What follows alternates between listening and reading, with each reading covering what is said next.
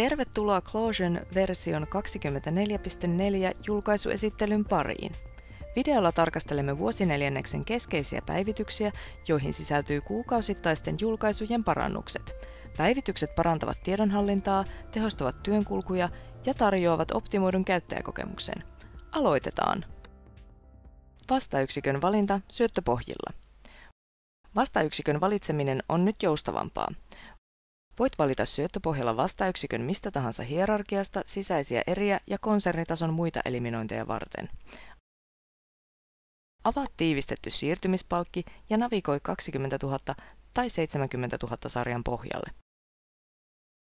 Syötä yksikön tunnus ja kaksoisnapsauta vastayksikkökenttää.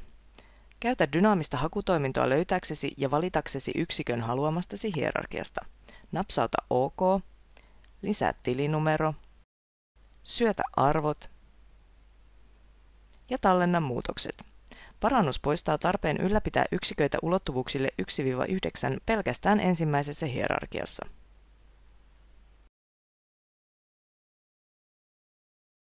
Selainsovelluksen parannuksia.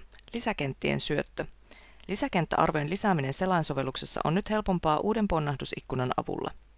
Avaa syöttöpohja, kaksoisnapsauta lisäkenttää ja valitse arvo ponnahdusikkunan luettelosta. Jos syötät virheellisen arvon, ponnahdusikkuna avautuu automaattisesti korjausta varten.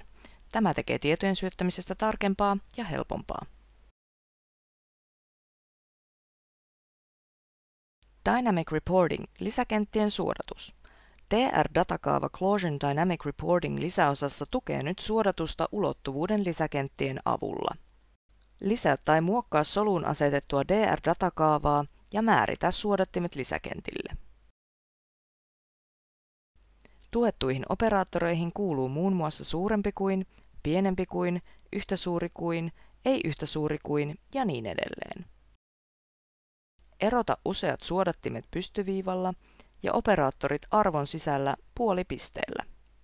Päivitä taulukko hakeaksesi suodatetut tiedot. Toiminto mahdollistaa tietojen tarkemman analysoinnin ja räätälöidyn raportoinnin. Ulkoasun uudistuksia. Suosikit.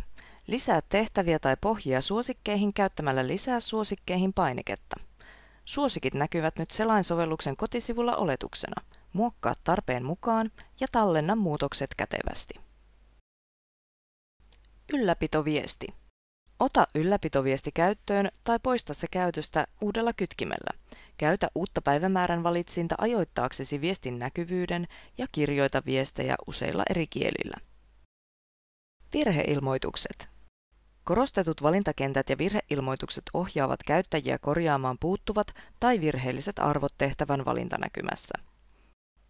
Virheilmoitukset näkyvät myös ponnahdusilmoituksina ja avoimissa tehtävissä näkyy navigointipolku helppoa sijainnin ja vian määritystä varten. Muut päivitykset.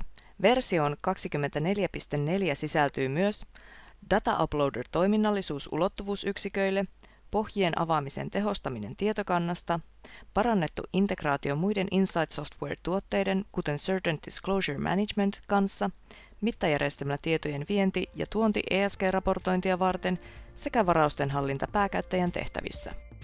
Siinä ne ovat. Closionin versio 24.4 tuo merkittäviä parannuksia syöttöpohjien, raportoinnin ja käyttökokemuksen osalta. Päivitykset suoraviivaistavat työnkulkujasi, parantavat tarkkuutta ja tarjoavat uusia toimintoja raportointitarpeidesi tukemiseksi. Voit lähettää meille palautetta ja ehdotuksia videolla näkyvään osoitteeseen. Lisätietoja löydät Insight Softwarein tuoteoppaista, joihin löytyy linkki videon kuvauksesta.